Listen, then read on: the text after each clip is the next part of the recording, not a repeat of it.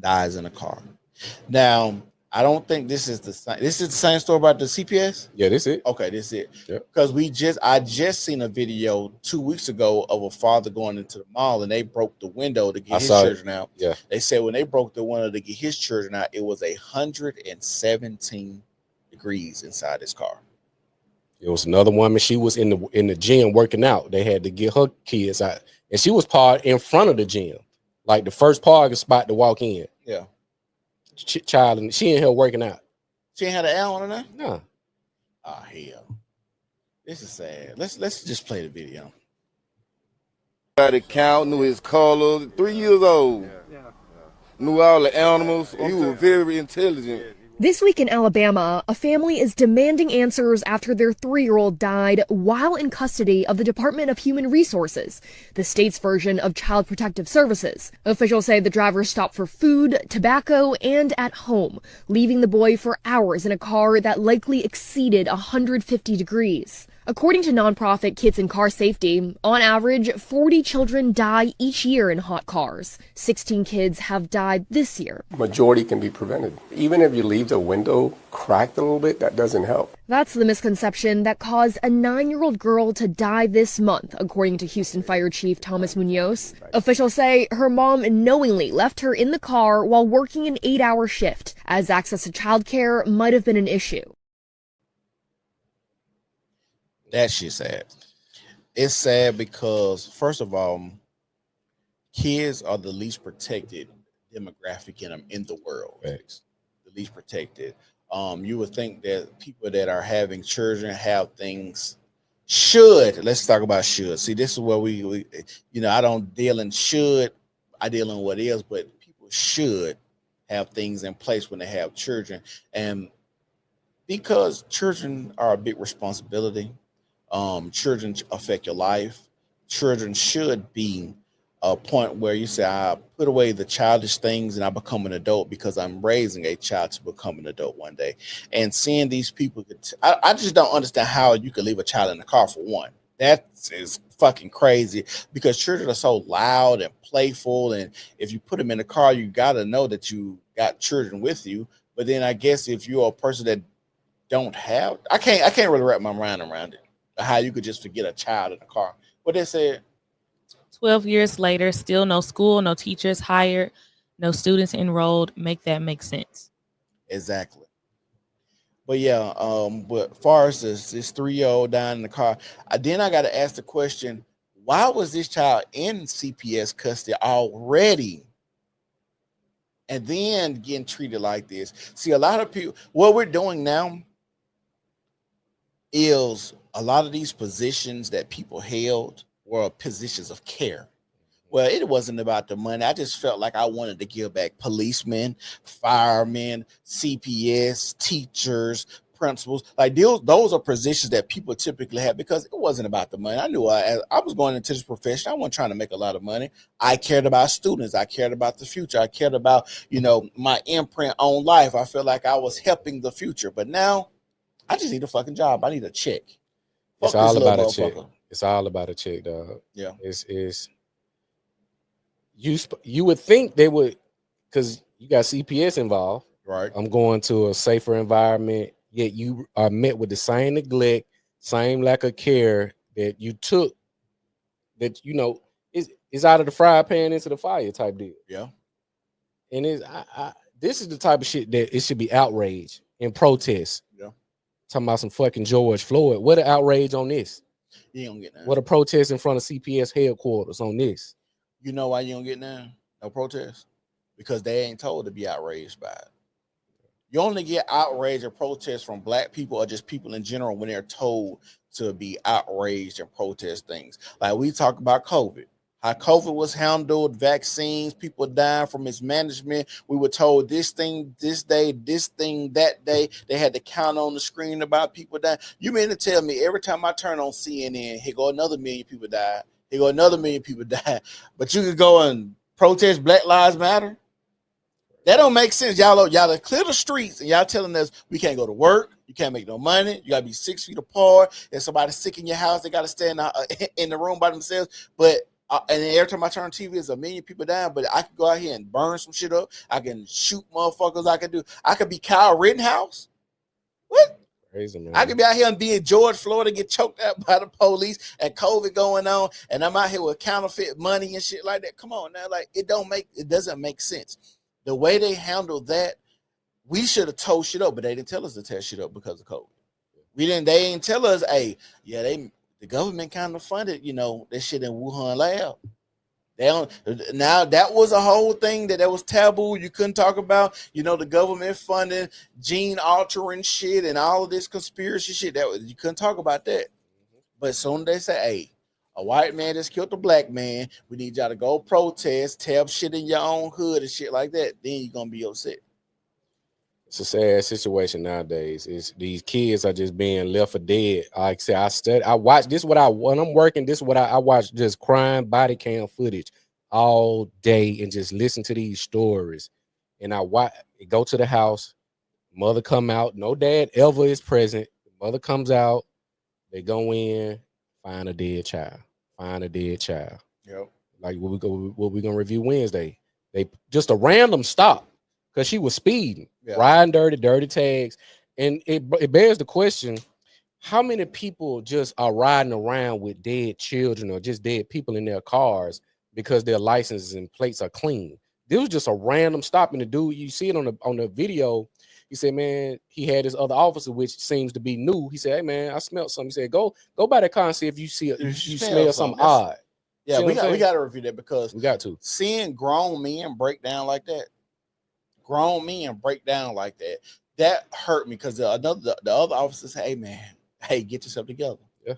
Put y'all gloves on. He screamed, put y'all gloves on, put y'all mask on. He had to talk to other, hey man, get yourself together. I just never seen kids like this, like in a suitcase and in a tote. Come to find out, I ain't gonna ruin it for y'all. That's Outrage Wednesdays. Yeah. We gonna review this woman running around with 2 babies. Then I'm thinking they her kids. She took the kids. Yeah, we ain't gonna talk about it. What Cinema J said? Cinema J said this title worked really well for you, bro. Almost 50 of us in this, Oh, hey, what up, Jazz? What up, but Jazz? yeah, like it just it's a crazy thing to see children being treated like this. But even thinking about COVID, you talking about meals. My wife, it's like I said, it's a principle to understand that so many kids go to school just to get lunch.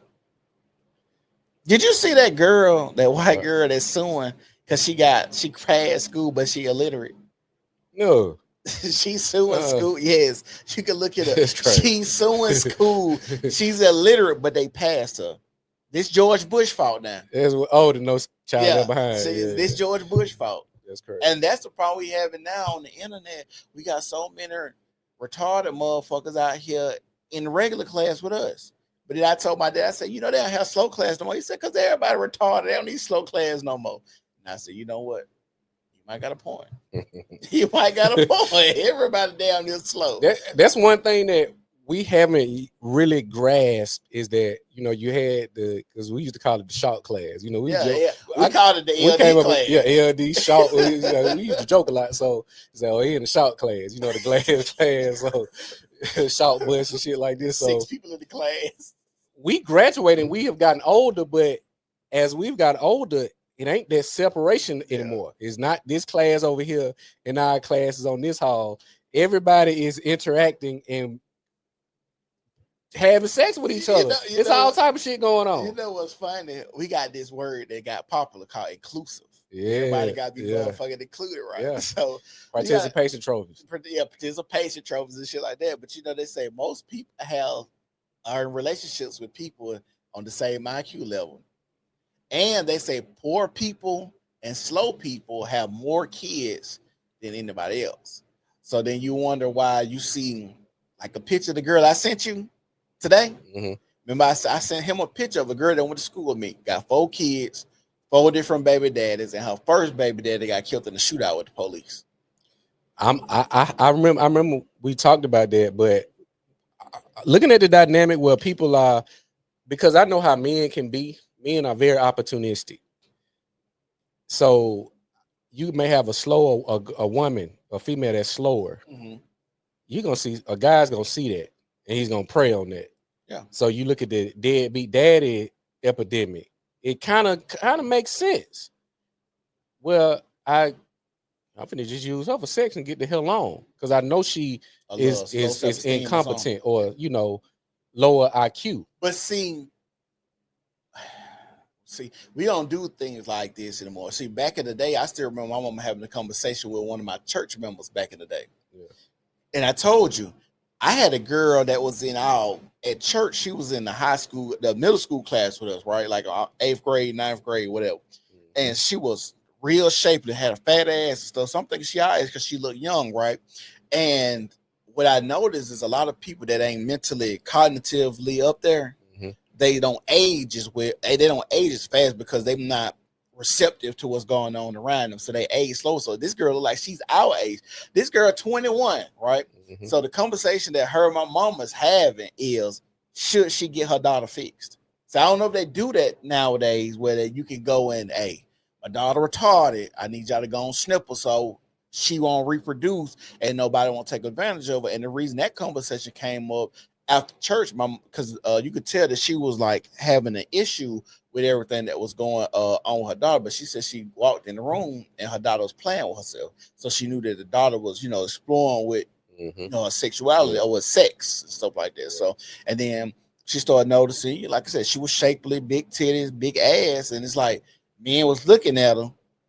It's like, oh, like you said, opportunity. She's not a bad looking chick, but you wonder why her mama holding her hand like this walking through church. If you look at our community, dog, you see a lot of these young black women, and when they get caught up in like crime, criminal activity, where a camera is placed in front of them and you can see the interactions, or even let's say you just out and about and you see it. Yeah, you can tell that there's some mental incapacities there, like there mental deficiency. It's some type of deficiency present, but it's a boatload of kids. Yeah, you see what I'm saying? I go into the gas station, it depends on what side of town I'm at, and I see a kid literally about to get fucked over in real time. I was in the gas station the other night and I seen a dude with his little boy, and then the mama came in. Both of them, I just look at how he's handling his little boy. I said, you finna fuck this kid over. You finna fuck this child is finna be fucked over. You know what I hate about seeing that? When I go to Walmart, I start going to Walmart, but I hate seeing one woman, 5 or 6 kids hanging on the basket. And like the last one I seen was probably earlier this year. That's when I started going to Walmart because I hate seeing this. The little boy he was hanging on the side of the basket. The mama trying to go out the door, and she almost ran him into the door. He's like, I told your motherfucking ass to sit the fuck down. Didn't I tell your motherfucking? I'm like, you talking to your child like a nigga in the street? Like these, but then I had to have some recollection. Now think about my family. Same dynamic. No dad in the house, mama stressed or working, trying to get these boys to act right, and thinking cussing them out and treating them like that is going to make them do what she needs to do. And the little boy still, okay, 2 seconds later, still jumping on the basket, that's not disciplining your children. Cussing at them like that's not love. That's not talking to them. Like I don't understand. And I say this all the time. Even women nowadays, women are good at making a man's dick hard, but bad at making his heart soft. And the reason I say that is because I see women have conversations with their boyfriends and with their husband. They calling them bro. I see that. My nigga. Yeah. What? Yeah, I see that. What? Yeah. Remember we talked about that because you had said, hey, I just seen such and such make a post about her dude on social media about her husband. She called him my nigga, bro. We done went through a lot of the ups and downs, bro. You been going. Why is you talking to me like this?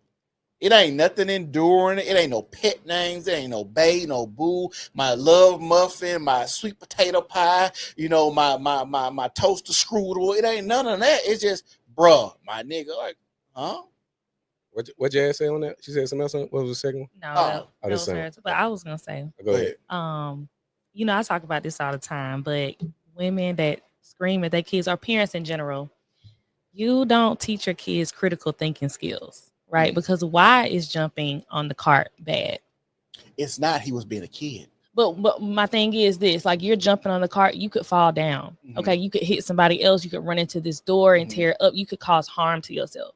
Instead of telling your kid, like, stop doing that, you need to figure out, well, why are you doing it? Do you think it's fun to jump? Let's go over safe places to jump. Safe places to jump would be areas where you could land flat on the ground, where you may not be able to fall over and hurt somebody else if you fall down. But when you don't develop those critical thinking skills, the kids don't understand why they shouldn't do it. They shouldn't do it right now because we're going through the door, but we could do it now because we outside the door and we're in the parking lot. And then we're going through the aisles. Like, you aren't talking about why this isn't good for the kid. And so they don't have critical thinking skills for those little small things as their kids. Then these people are going to get big and they're going to be making these dumb decisions without the thought process about why is this probably not the best route to go. See, me, if I would have told that, if that was my son, I would have told him, hey, you might not want to sit on the side of the basket, maybe get in the front, because me and Trey actually had this conversation. Either get in the basket or be in the front. I don't want you on the side because you basically wider the most aisles, right? If I'm walking out the door, my son get on the side of the basket, I'm running his ass in the door. So you can learn. I'm running his ass in the door. You got to learn, because this is why I'm telling you, I'm trying to protect you. Now, I don't want to hear nothing else. Get up and let's go. I ain't cussing at you. You didn't learn your life lesson. I remember one time growing up, I remember my mama got an iron and she was finna iron her clothes. I said, Mom, is that hot? She said, I don't know. Touch it. I touched the iron. She said, oh, you ain't gonna touch it no more. She said, nah, I ain't gonna touch it no more. Yeah. And so after that, it was like the stove was on. I said, the stove hot? She said, yeah, the stove hot. She's like, you remember when you touched that iron? Go do the same thing. I ain't have to do nothing else. A lot of stuff people have to actually go through to actually spark something like a memory in their mind, because just being told, because we heard the saying growing up, a hard head make a soft ass, and that means a lot of times your parent done told you plenty of shit. Sometimes you just got to go through it yourself. Well, that is a part of, developing your critical thinking skills, like the consequence. But if you just yelling, and there is no further instruction, even if that instruction is like physical, pain from that bad decision, you just yelling. And then I always feel like when you resort to just whooping your kids and not even having a conversation about what's happening, you just teach them to not get caught. Right. Not to not do it again. Just be sneaky and shit. Yeah. That's another thing. I think whoopings are necessary, but I think only in extremes. And then I think you got to think about it, like whoopings are necessary too for you having to have a hard correction on your child when they've been dealing with somebody for so long. For instance, I'm with my child. My child is at school 8-10 hours a day, 5 days a week. So they got more influence for 50 hours to where, I see them after work or something like that. I got to make a drastic change. So they might have to get an ass whooping today because I ain't got time to really correct them or some shit, like not time, but to reprogram all the bullshit. You know what I'm saying? The time that they had a way of being influenced by this, being influenced by that. So it's just a drastic change. Like, oh, okay, you're gonna do that. You gotta get tuned up. Yeah. So, like I said, it depends. I know a lot of people. Oh, I'm not gonna whoop my kids. You don't need whoopings. It depends on who you ask. I think for boys, boys more so maybe than girls do. But yeah, I know my granddad was whooping everybody ass. I used to get a whooping every day. I was bad as hell. I can't lie. I used to get an ass whooping, and I needed it. Like I used to hear stories like I like, damn, I did that. Like, and I remember doing it. I was just very busy, active, like, and I took that energy. I started doing flip. That's when I started doing gymnastics. Like I was flipping. I'm like, my daddy came home. I'm like, Daddy, watch this. I'm in the hallway. I bust a backflip. 7 years old. He said, what the fuck? Like, I just had this energy. My uncles used to tell me, like, I used to have to tie a string around you because you were just so busy and so active. Like, you had one of the leashes on you? Yeah, like my uncle would get me. It's like we used to have to put a leash on you, like, because you were just so active, and like I can't understand how I got, how I just was in me. Like I go outside, I'm flipping. This is what I'm doing all day. I get to flipping off cars. Yeah, I'm doing this outside of playing basketball. Yeah, but a lot of young boys have that energy, and you see them doing shit. You think they're bad, but they have so much pent up energy that they got to get it out some form, shape, or fashion. Yeah. So it's crazy. He said Dr. Fraudmar is on that powder. He on something, man. I think you think he on drugs? Yeah, I think he doing something. He doing something. Maybe not. I think maybe a little gas. You know what? I'm gonna tell you what I think he addicted to. Pussy. Yeah. I think this. But pussy and drugs go hand in hand. Yeah, I guess so. Some people may use alcohol. Some people may use other things, so. Mushrooms, because it ain't no detection. I guess so. It just depends on what you're into. But he got to be doing something. For him to be having these issues with women, you don't get problematic situations with women like that without substance being included. Think about it. You telling me two sober beings are interacting on this capacity and it's just problematic? It's some type of buffer in there, whether it's alcohol, weed, something. It got to be. I don't know. What that said? It says Brandon from London, UK said, "Look at the video and look at his eyes. The eyes never lie." Brandon from UK. Are you talking about the video from earlier? Yeah. The only thing I could take away from the video is that he looked really sweaty. Go click it. That might be he ain't got no AC on. Yeah, it looked like it wasn't any AC. The AC that went out. It's crazy. So change that lower third real quick. Okay. Please. Let's go back and look at it. Dr. Umar. Hey, if y'all watching the video, y'all make sure y'all like the video. Make sure y'all share the video.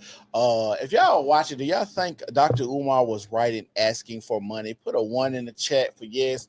Put a 2 in the chat for no.